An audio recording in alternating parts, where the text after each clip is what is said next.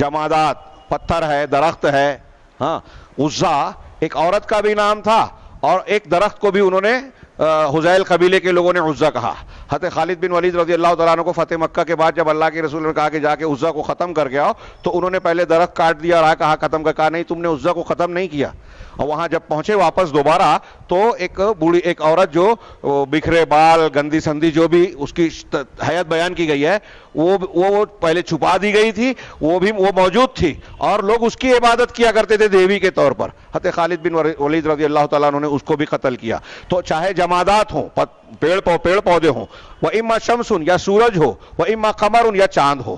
سورج اور چاند کی پرستش یونانیوں میں بھی پائی جاتی تھی. حضرت ابراہیم علیہ السلام کی قوم میں، اسی لیے انہوں نے کہا نا، جب ستارہ نکلا تو کہا کہ یہ میرا رب ہے. وہ ڈوبا تو کہا میں ڈوبنے والوں کو پسند نہیں کرتا. تو ان کا رد کرنے کے لیے اس کا ذکر کیا تھا. یونانیوں کے یہاں ہے، میں نے اس سے پہلے ذکر کیا کہ جو انگریزی مہینوں کے نام ہے نا، جنوری، فروری، مارچ، اپریل، یہ یونانی زبان کے، میں نے کہیں پڑھا کہ یونانی زبان میں یہ ان کے مختلف ستاروں کے نام پر نام رکھے گئے ہیں. اور ہمارے یہاں جو سنیچر اور یہ سب اتوار، سنیچر، اتوار، پیر، منگل، یہ بھی مختلف ستاروں اور سیاروں کے نام ہیں. ہاں، مریخ اور یہ نظام شمسی کے جو ارکان ہیں، زحل، مشتری، ہاں، منگل، مشتری کو شاید کہتے ہیں، ہاں، یہ زحل شنی کو کہتے ہیں. تو اس کو جو ہے ان ستاروں کے نام پر ان دنوں کے یا مہینوں کے جو نام رکھے گئے، اس میں یہ عقیدہ شامل ہے کہ ان مہینوں میں یا ان دنوں میں فلاں ستارے کی تاثیر اور اثر ہوتا ہے. اور اسی کی بنیاد پر آپ دیکھتے ہیں کہ ہمارے ٹی وی چینلوں پر اور مختلف مقامات پر لوگ جو ہے وہ ناموں کو دیکھ کر، پیدائش تاریخ اور پیدائش کا وقت دیکھ کر لوگوں کی قسمت کا حال بتاتے ہیں. یہ بتاتے ہیں کون سا کام آج آپ کو کرنا چاہیے، کون سا نہیں کرنا چاہیے، کون سا رنگ، کون سی چیز، کون سا کھانا آپ کے لیے بہتر ہوگا، کون سا بہتر نہیں ہوگا.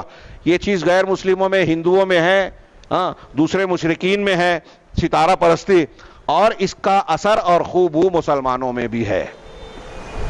مسلمانوں میں بھی اس کے اثرات پائے جاتے ہیں. آپ دیکھیے اردو اخبارات میں ستاروں کی چال. ہاں، ہمارے یہاں بھی لوگ جو ہے، اب تو کمپیوٹر کے پروگرام آ گئے ہیں کہ آپ اپنے ڈیٹ آف برتھ اور مہینہ اور وقت ڈالیے تو وہ آپ کو جو اس کا جو پروگرام ہے، آپ کو آپ کی قسمت کا حال بتائے گا. ہاں، علم نجوم اور جیوتش ودیا کو ہماری جو موجودہ حکومت ہے، پچھلی ٹرم میں انہوں نے کوشش کی تھی کہ نصاب تعلیم کا حصہ بنا دیں. ہاں، ہم لوگ یہ پڑھتے ہیں کہ یہ جیوتش یا غیب کی بات کا جاننا یہ اللہ کا خاصہ ہے. جادو، کہانت، یہ سب کفر کی چیزیں ہیں. اور جادو کی قسموں میں یہ کہانت اور اس قسم کی جو علم رمل اور خط وغیرہ کا جو علم ہے وہ سب شامل ہے. اس کی کچھ تفصیلات انشاءاللہ اپنے مقام پر آئے گی. تو یہ چیزیں سورج اور چاند کو پوجنے کے معاملے میں داخل ہے. دمدار ستارہ نکلتا ہے تو یہ ہوتا ہے، سورج گہن لگتا ہے، چاند گہن لگتا ہے تو یہ ہوتا ہے. مشرکین مکہ کا جیسے عقیدہ تھا، آج بھی مشرکین کا اور مسلمانوں میں بعض بدعقیدہ لوگوں کا ایسا عقیدہ پایا جاتا ہے. سورج، چاند، ستاروں کے ذریعے سے کائنات کے حوادث اور نظام پر کوئی اثر نہیں پڑتا. اللہ تعالیٰ نے ان چیزوں کو حوادث کائنات کا کوئی سبب نہیں بنایا. اور جو چیز سبب نہیں ہے ان کو سبب ماننا شرک اصغر ہے، اور ان کے اندر طاقت ماننا شرک اکبر ہے. چنانچہ کوئی شخص اگر ایسی چیزوں کو پوچھتا ہے، وہ چاہے سورج، چاند یا کوئی اور چیز ہو، یا اس کے علاوہ دوسرے معبودات جن کو ان لوگوں نے شریک کیا، ہاں، اللہ تبارک و تعالیٰ کا شریک ٹھہرایا، تو یہ سب کے سب جو ہے ان کا گویا کفار مکہ کا طور طریقہ ہے. چنانچہ شیخ آگے کہتے ہیں وَعَرَفْتَ، اب جب تم نے یہ جان لیا کہ رسول اللہ صلی اللہ علیہ وسلم نے اسی شرک پر مشرکین مکہ سے قتال اور جنگ کیا.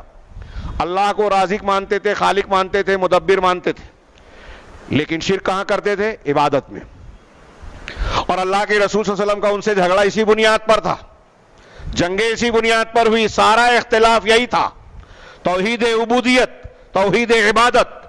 اور آج مسلمانوں کا ایک بڑا طبقہ اللہ کو مان کر یہی عبادت میں ہی یہ شرک کر رہا ہے، بلکہ کبھی کبھی مشرکین مکہ سے آگے بڑھ جاتا ہے.